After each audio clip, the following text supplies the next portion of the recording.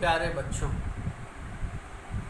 आज मैं आपके सम्मुख एक बार फिर से ऑनलाइन क्लासेस के अंतर्गत अध्यापन कार्य करने हेतु आपके सम्मुख प्रस्तुत हूँ। आज मैं बलिया की धराधाम के गौरवशाली सपूत साहित्यकार आचार्य हजारी प्रसाद द्विवेदी की दिव्य लेखनी द्वारा सृजित अध्याय अशोक के फूल के साथ आपके सम्मुख उपस्थित। अशोक का फूल के बारे में एक ऐतिहासिक परंपरा पर मैं से आपको संपृक्त करता हूँ, जोड़ता हूँ। आचार्य हजारी प्रसाद द्विवेदी को ने जिस अध्याय अशोक के फूल को लिखा है, यह उनकी सामाजिक एवं सांस्कृतिक चिंतन की परिणति है। भारतीय परंपरा में, संस्कृति में अशोक के फूल का कितना महत्व था, आज वह किस रूप में है, इसका बहुत ही हृदयस्पर्शी, मर्मस्पर्शी दास्तान को उन्होंने शब्दों के माध्यम से बयान किया।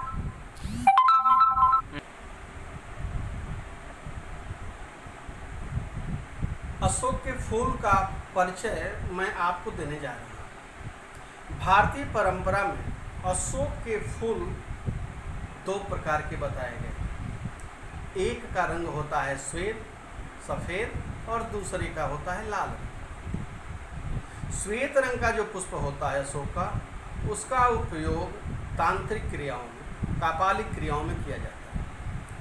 जबकि जो दूसरा फूल है, जो लाल रंग का होता है, रक्त वर्ण का होता है, उसका उपयोग स्मृतिवर्धक के रूप में किया जाता है।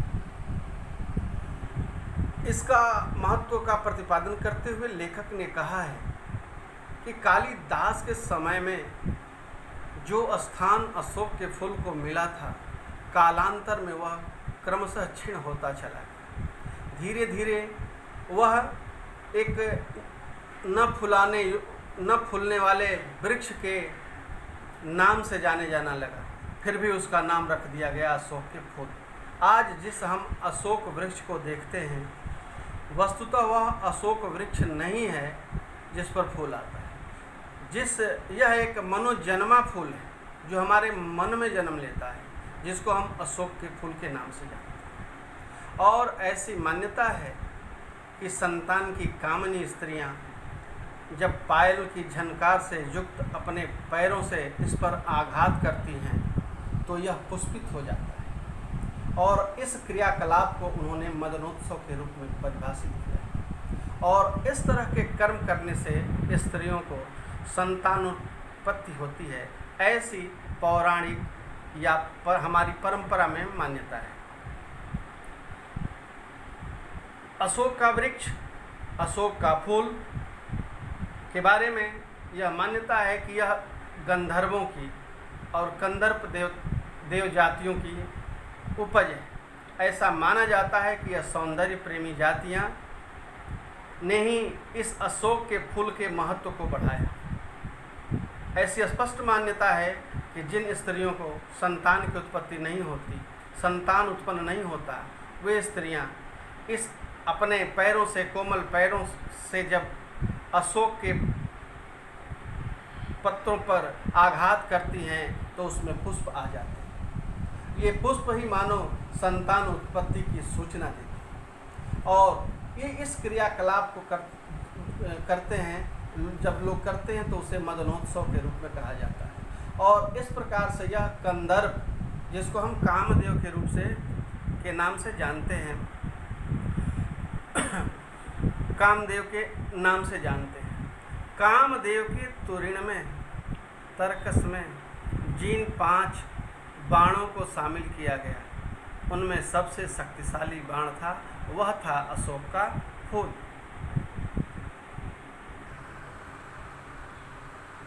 अब मैं अशोक के फूल नामक अध्याय की शुरुआत आपके सम्मुख वाचन के रूप में करने जा रहा हूँ। अशोक में फिर फूल आ गए हैं। इन छोटे छोटे लाल लाल पुष्पों के मनोहर स्तबकों में कैसा मोहन भाव है। बहुत सोच समझाकर कंदर्प देवता ने लाखों मनोहर पुष्पों को छोड़कर सिर्फ 5 को ही अपने तुरीण में स्थान देने योग्य समझा। यह एक अशोक ही है, लेकिन पुष्पित अशोक को देखकर मेरा मन उदास हो जाता है। इसलिए नहीं कि सुंदर वस्तुओं को हतभाग्य समझने में मुझे कोई विशेष रस मिलता है। कुछ लोगों को मिलता है, वे बहुत दूरदर्शी होते हैं। जो भी सामने पड़ जाए उसके जीवन के अंतिम मुहूर्त का हिसाब वे लगा लेते हैं। मेरी दृष्टि इतनी दूर तक नहीं जाती, फिर भी मेरा मन इस फूल को देखकर उदास हो जाता है। असली कारण तो मेरे अंतर्यामी ही जानते हैं। कुछ थोड़ा सा मैं भी अनुमान कर सकता हूँ, बताता। प्यारे बच्चों, अशोक के पुष्प का महत्व बताते हुए लेखक कहते हैं कि इस संसार में अनेकों फूल पुष्पित होते हैं। उन लाखों पुष्पों में से कामदेव ने अपने तर्कस में से सिर्फ 5 पुष्पों को स्थान दिया। उनमें सबसे खूबसूरत जो पुष्प था वह है अशोक का फूल। अशोक के फूल को याद करते करते लेखक भाव विभोर हो जाता है। कहता है कि आज मैं जब अशोक के फूल के बारे में चिंतन करता हूँ, सोचता हूँ, तो मेरा मन बहुत उदास हो जाता है, दुखी हो जाता है, व्यथा से भर जाता है, वेदना से हृदय आच्छादित हो जाता है। कहता है कि ऐसा उदास होने का कारण यह नहीं है कि जो दुनिया की सर्वोत्तम सुंदर वस्तु है उसको देख करके मैं उदास हो जाता हूँ। कह रहा है कि नहीं, ऐसा नहीं है कि जो सुंदर वस्तु हो उसको नष्ट होते देख करके मैं खुश हो जाता हूँ, ऐसा नहीं है। अब आगे वह व्यंग करते हुए कहते हैं क्या कि कुछ लोग बहुत दूरदर्शी, जो कि सामने वाले को देख करके उसके अतीत से लेकर के भविष्य तक की गणना कर देते हैं, लेकिन मैं उस तरह का दूरदर्शी नहीं हूँ। मेरी दृष्टि वहाँ तक नहीं जाती कि किसी वस्तु का देख करके उसकी परंपरा से लेकर के उसके भविष्य तक का अनुमान लगा सकूं। फिर भी न जाने क्यों मेरा मन अशोक के पुष्प को जब देखता है तो उदास हो जाता है, दुखी हो जाता है। कह रहा है कि यह मैं इसका कारण भी नहीं जानता। ठीक इसका कारण क्या है मेरे उदासी का, यह मैं नहीं जानता। यह तो मेरे अंतर्यामी ही जानते हैं। अंतर्यामी भगवान, ईश्वर, परमात्मा। कह रहा है कि इसका कारण तो परमात्मा ही जानते हैं, मैं नहीं जानता। लेकिन मैं क्यों उदास हो जाता हूँ, इस पर जब विचार करता हूँ तो कुछ कारण मेरे मन में उत्पन्न हो जाते हैं, जिसका विवरण मैं आपके सम्मुख प्रस्तुत कर रहा हूँ।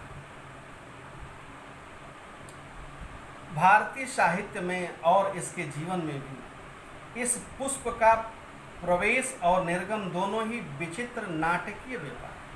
कह रहा है कि भारतीय साहित्य में कैसे इस पुष्प को अत्यंत उच्चस्थ पद मिल गया, आसन पर बैठा दिया गया है और पल भर में ही देखते उस सिंहासन से इसको हटा दिया गया। यह एक नाटकीय घटनाक्रम प्रतीत है। जिस प्रकार से हम कोई नाटक देखते हैं, रंगमंच पर कोई कलाकार आता है, कुछ भाव भंगिमा करता है और फिर वह आंखों से तुरंत ओझल हो जाता है, उसी तरह से अशोक के पुष्प को भी बहुत सम्मान मिला और साथ में उसको तिरस्कृत कर दिया गया। और यह कार्य लेखक को एक नाटकीय व्यापार ही लगता है। ऐसा तो कोई नहीं कह सकता कि कालिदास के पूर्व भारतवर्ष में इस पुष्प का कोई नाम ही नहीं जानता था, परंतु कालिदास के काव्यों में यह जिस शोभा और सौकुमार्य का भार लेकर प्रवेश करता है वह पहले कहाँ कह रहा था। लेखक कह रहे हैं कि इस पुष्प को सर्वाधिक प्रतिष्ठित करने का कार्य कालिदास ने किया। उन्होंने इसके महत्व को चरमोत्कर्ष पर पहुंचाया। कह रहे हैं कि ऐसा नहीं है कि इसके पहले इस पुष्प को महत्व नहीं था। इसके पहले भी इस पुष्प का महत्व था, लेकिन इसको सर्वाधिक प्रतिष्ठित करने का श्रेय कालिदास को ही जाता है। कह रहा है कि इसका स्वागत किस प्रकार किया गया है। उस प्रवेश में नववधू के गृह प्रवेश की भांति शोभा है, गरिमा है, पवित्रता है, सुकुमारता है। फिर एकाएक मुसलमानी सल्तनत की प्रतिष्ठा के साथ ही साथ यह मनोहर पुष्प साहित्य के सिंहासन से चुपचाप उतार दिया गया।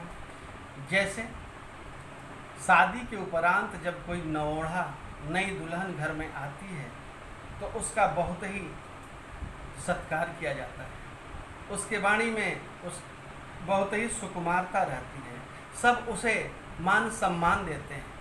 लेकिन धीरे धीरे धीरे धीरे समय की धारा के साथ वह सुकुमारता और वह शोभा उसको नहीं मिलती जो पहले मिला करती थी। ठीक उसी प्रकार से जो सुकुमारता, जिस शोभा का वर्णन कालिदास के काव्य में हुआ है, बाद के कालों में उसको उस रूप में प्रतिष्ठित नहीं किया गया।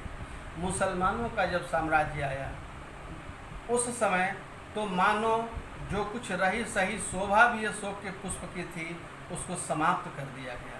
अर्थात इस युग में आते आते मुगल सल्तनत काल में यह पुष्प पूर्ण रूप से उपेक्षित कर दिया गया।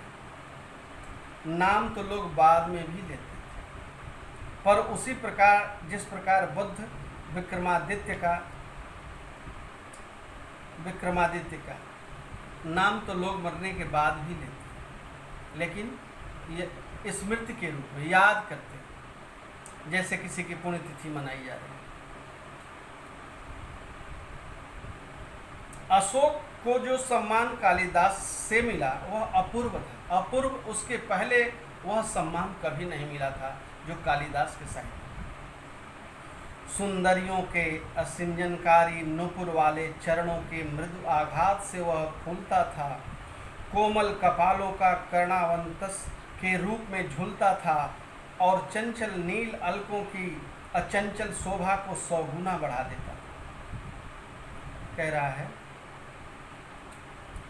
कि अशोक पर जब सुकोमल पैरों वाली मृदु झंकार उत्पन्न करने वाले नुपुरों को पहन करके स्त्रियां जब अपने पैरों से इस अशोक वृक्ष के पत्तों पर आघात करती थी तो मानो खुशी से सराबोर होकर के अशोक वृक्ष पुष्पित हो जाता था, फूलों के गुच्छे उस पर आ जाते थे। और इस पुष्प का उपयोग नारियां, स्त्रियां श्रृंगार के विविध रूपों में करती थीं। कानों में लगा करके मानो वह इस तरह इतराती थी कि उन्होंने कर्णफूल लगा लिया हो। अलकों पर जब लगा लेती थी, बालों में लगा लेती थी गजरा के रूप में, तो उनके बालों की सुंदरता 100 गुना बढ़ जाती थी। यह अशोक का पुष्प ही है जो महादेव के मन में क्षोभ पैदा करता है। कह रहा है कि कामदेव ने इसी पुष्प बाण को जब भगवान महादेव पर प्रहार किया तो उनकी साधना भी भंग हो गई और उनको क्रोध उत्पन्न कर और उन्हें क्रोध उत्पन्न हो गया।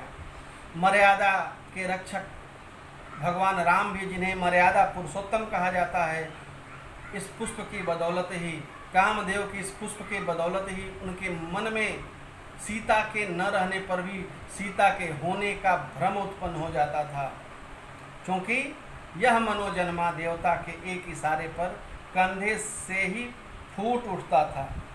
अशोक किसी कुशल अभिनेता के समान झम से रंगमंच पर आता है और दर्शकों को अभिभूत करके खप से निकल जाता। अभिनेता, हीरो जिसको आपकी शब्दावली में कहते हैं। जिस प्रकार से कोई अभिनेता रंगमंच पर आता है, स्टेज पर आता है, अपना अभिनय करता है, सबको प्रभावित करता है और तत्काल ही वह उतरकर चला जाता है, उसका दृश्य समाप्त हो जाता है। उसी तरह की स्थिति अशोक के पुष्प के साथ भी है कि कुछ समय तक तो यह बहुत प्रतिष्ठित रहा, फिर पलक झपकते ही वह उस सम्मान का अधिकारी नहीं रह गया जो इसे पूर्व में मिला था। क्यों ऐसा? लेखक विचार कर रहा है कि आखिर में ऐसा क्यों हो गया। सम्मान से अपमान तक की यात्रा कैसे अशोक ने कर ली। कंदर्प देवता के अन्य बाणों की कदर तो आज भी कवियों की दुनिया में ज्यों क्यों त्यों है, कह रहा है। इसका प्रमुख कारण एक यह है कि कंदर्प देवता के तर्कस का यह बाण उपेक्षित इसलिए हो गया कि आगे के कवियों ने अपने काव्य में, अपनी रचनाओं में, अपने साहित्य में अशोक के फूल को वह स्थान नहीं दिया जिसका वह अधिकारी था। इसके अतिरिक्त कामदेव के तुरीण में, कामदेव के तर्कस में जो अन्य बाण थे, जैसे अरविंद कमल, आम, नीलोत्पल नीला रंग का कमल, इन सब का स्थान तो कवियों ने अपने काव्य में दिया, अपनी रचनाओं में दिया, लेकिन वह अशोक को भूल गए, अशोक के पुष्प को भूल गए। नवमल्लिका की अवश्य ही अब विशेष पूछ नहीं है, किंतु उसकी इससे अधिक कदर कभी भी थी नहीं। कह रहा है कि नवमल्लिका की भी आज उतनी इज्जत नहीं है, लेकिन जो इज्जत, जो प्रतिष्ठा इसे पूर्व में थी, उतनी प्रतिष्ठा उसको आज भी है। अर्थात इसको कभी भी पूर्ण प्रतिष्ठा नहीं मिली। सामान्य प्रतिष्ठा उस समय भी थी और आज भी है।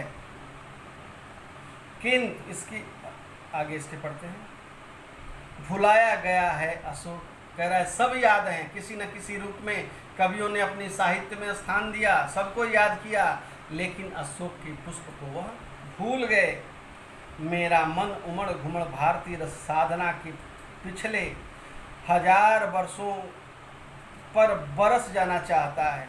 कह रहा है कि 1000 वर्षों का इतिहास है इसका, लेकिन जब मैं देखता हूँ अशोक के फूल की दुर्दशा तो मेरा मन कचोट उठता है, क्रोध से भर जाता है, आवेग से उबल पड़ता है, क्योंकि इन 1000 वर्षों की यात्रा में अशोक के फूल को लोग भूल गए, कविगण भूल गए। क्या यह मनोहर पुष्प भुलाने की चीज़ है? यह पुष्प जिसको इतना सम्मान था, अचानक लोग भूल गए, यह अशोभनीय है।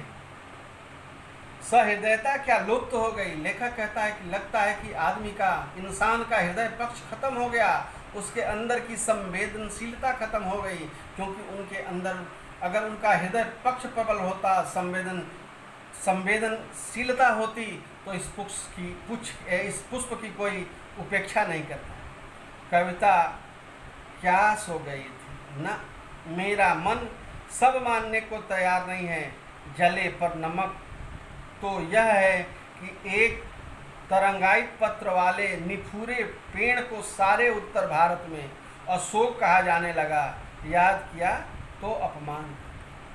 कह रहा है कि मुझे जिस प्रकार से किसी को घाव हुआ हो, दर्द से करा रहा हो और उस पर नमक छिड़क दिया जाए तो उसका कष्ट कई गुना बढ़ जाता है, उसका दुख कई गुना बढ़ जाता है। कह रहा है कि उत्तर भारत के लोग आज जिस अशोक को याद करते हैं, जिसको अशोक वृक्ष कहते हैं, वह निफूरा होता है, उस पर फूल आता ही नहीं है। यह सबसे बड़ा अशोक के पुष्प का, अशोक के वृक्ष का अपमान है। वह लेखक जिस अशोक के फूल की वृक्ष की कल्पना करता है, उस पर फूल आते हैं, लेकिन उत्तर भारत में आज हम जिस अशोक वृक्ष को कहते हैं वह निफूरा है, उस पर फूल नहीं आते। और लेखक को लगता है कि अशोक के वृक्ष का इससे बड़ा अपमान हो ही नहीं सकता। आज के अध्यापन में इतना ही। कल पुनः मैं आपके सम्मुख नई पाठ्य सामग्री, इसके नए गद्यावतरण के साथ उपस्थित रहूँगा। तब तक के लिए आप सबका खैर, बहुत बहुत धन्यवाद।